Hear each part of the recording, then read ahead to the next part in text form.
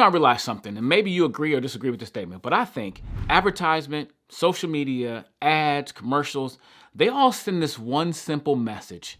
You're not enough. You're not happy. You need our product. You need our service for you to be happy and content and satisfied.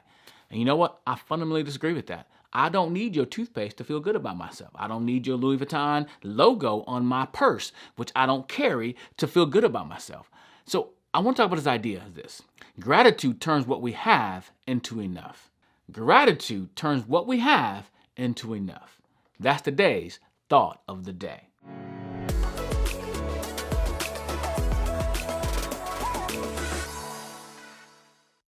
Now, let me break that down a little bit more for you.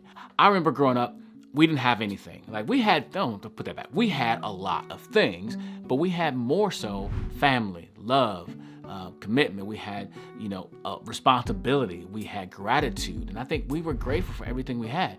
Now, when I say we didn't have anything, if I compare myself to the kids I went to school with, they had a lot of stuff, right? They were well off, but we weren't.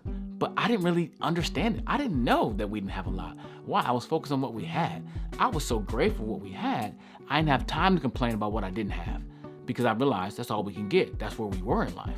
And so I also realized that we didn't have the big wheel, so we made one. We didn't have the basketball court, so we took a bike tire, put it on a piece of wood, and made a basketball court. Even before the bike tire, we took the milk carton, cut out the bottom, we had a square basketball hoop, right?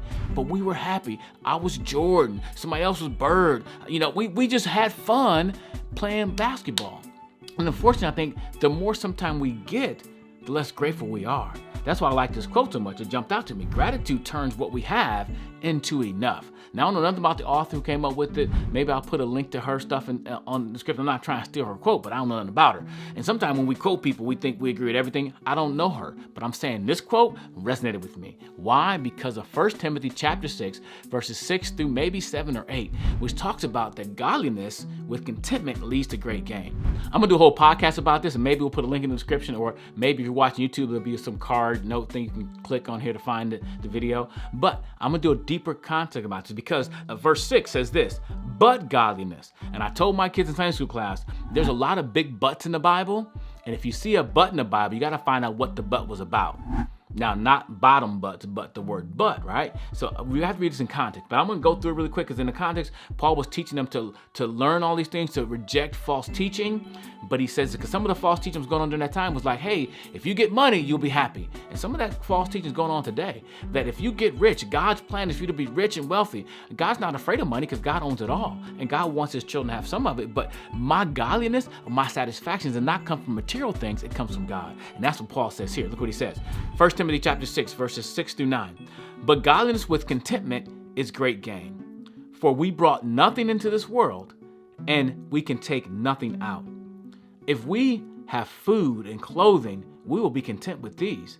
But those who want to be rich fall into temptation, a trap, and many foolish and harmful desires, which plunge people into ruin and destruction. Now, I don't think he's saying that having wealth is bad, but he says those who want to be rich, those who seek it, they can fall into all kinds of temptations.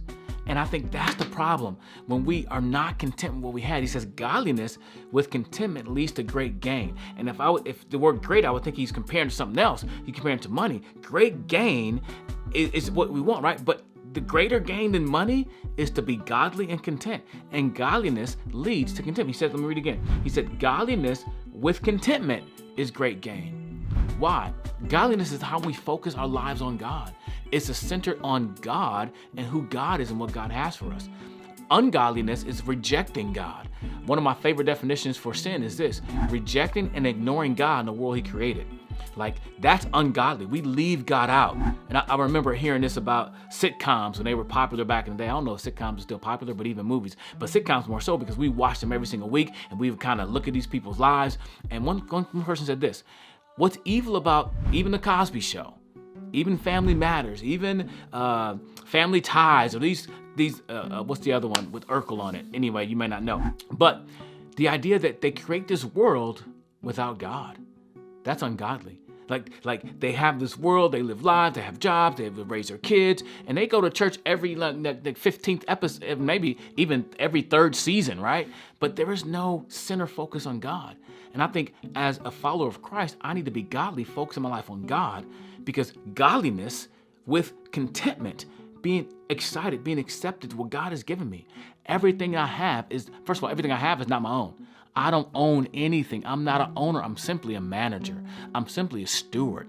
I need to be faithful what God has entrusted me. Because here's the thing. He says it. This proves that we're not owners. He says this. He says, for you brought nothing into the world, and you can take nothing out. You ain't taking nothing out of this world. Not a zilch. You won't take anything. Everything we have that we possess, we're managers of. And so I need to be grateful if God has entrusted me with this. And sometimes I'm grateful God hasn't entrusted me with the things he has that God didn't entrust me earlier in my life to what I have now, because I don't think I would handle it. I don't think I can handle the things that God has entrusted me with now back 10 years ago. I wasn't in the same place. I wouldn't have been faithful. I wouldn't have been mature enough to handle it. So I need to trust God. So for me, godliness, focusing on God with contentment, being grateful what God has allowed me to use to be a steward of, leads to great gain. I don't have to worry about things. I don't have to worry about what God hasn't allowed me to have or use for that matter, because it's not mine. And I can trust God. So think about this idea. Gratitude turns what we have into enough. But I like the deeper idea that godliness with contentment leads to great gain. Think about those ideas in your life. How can you apply that to your life? Are you striving for stuff? Are you unhappy? Because at the end of the day, if we're unhappy with our lives, we're kind of got the wrong focus. Focus on God and say, God, thank you for the life you've given me. I just shot a podcast last night to talk about the idea that how can I be thankful? How can I thank God when my life is so horrible? That may be true, but you still have a life, and there's something you can thank God for. Let me know what you think about the quote. Gratitude turns what we have into enough. And that's today's thought of the day.